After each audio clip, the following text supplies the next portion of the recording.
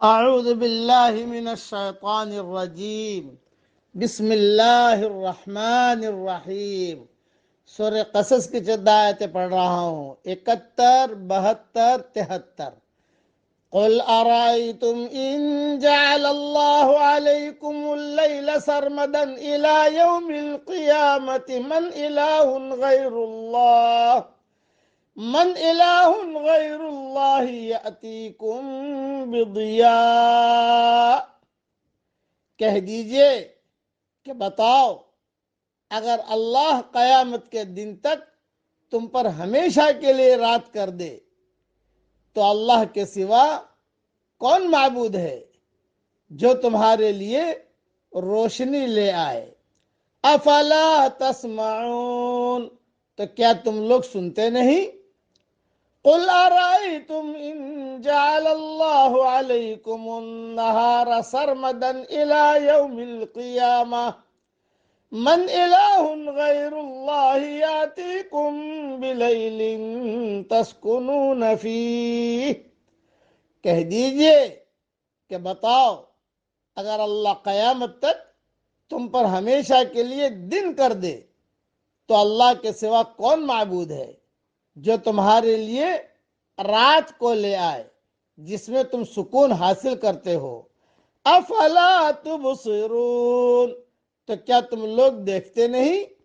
وَمِن رَحْمَتِهِ جَعَلَ لَكُمُ اللَّيْلَ وَالنَّهَارَ لِتَسْكُنُوا فِيهِ، اس نے اپنی رحمت سے تمہارے لیے رات اور دن کو بنایا تاکہ تم اس میں سکون حاصل کرو۔ وَلِتَبْتَغُوا مِن فَضْلِهِ، اور تاکہ تم اس کا فضل تلاش کرو۔ وَلَعَلَّكُمْ تَشْكُرُونَ، اور تاکہ تم شکر کرو۔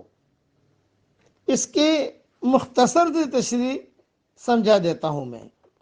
اللہ تعالیٰ نے اپنی نعمتوں کے حوالے سے اپنی توحید کا اثبات فرمایا ہے کہ بتلاؤ، اگر اللہ تعالیٰ دن اور رات کا یہ نظام ختم کر کے ہمیشہ کے لیے تم پر رات ہی مسلط کر دے تو کیا اللہ کے سوا کوئی اور معبود ایسا ہے جو تمہیں دن کی روشنی عطا کر دے؟ یا اگر وہ ہمیشہ کے لیے دن ہی دن رکھے تو کیا تمہیں رات کی تاریکی سے کوئی بہراور کر سکتا ہے جس میں تم آرام کر سکو؟ نہیں، یقیناً نہیں۔ یہ تو صرف اللہ کی کمال مہربانی ہے کہ اس نے رات اور دن کا ایسا نظام قائم کر دیا ہے کہ رات آتی ہے تو دن کی روشنی ختم ہو جاتی ہے اور تمام مخلوق آرام کر لیتی ہے، اور رات جاتی ہے تو دن کی روشنی سے کائنات کی ہر چیز نمایاں اور واضح تر ہو جاتی ہے، اور انسان کسب و محنت کے ذریعے سے اللہ کا فضل روزی تلاش کرتا ہے۔ اور یہ جو کہا اللہ کا شکر کرو، کیا مطلب؟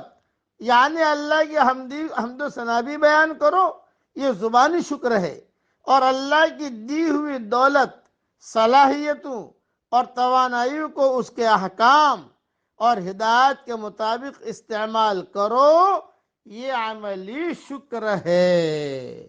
بس اس نے زبانی شکر تو ہم ادا کر لیں۔ پڑھیے میرے ساتھ، الحمدللہ علی سابغ نعم اللہ۔ حدیث شریف میں آتا ہے یہ جملہ اللہ تعالیٰ کو بہت پسند ہے، یہ زبانی شکر ہوا۔ اٹھتے بیٹھتے اللہ تیرا شکر ہے، اے اللہ تیرا شکر ہے، اے اللہ تیرا شکر ہے، یہ زبانی شکر تو ادا کرتے ہی رہنا چاہیے ہمیں، اور عملی شکر بھی ادا کرتے رہنا چاہیے کہ یعنی اللہ کے احکامات کے مطابق ہماری دولت اور صلاحیت اور طاقتوں کو ہم استعمال کریں۔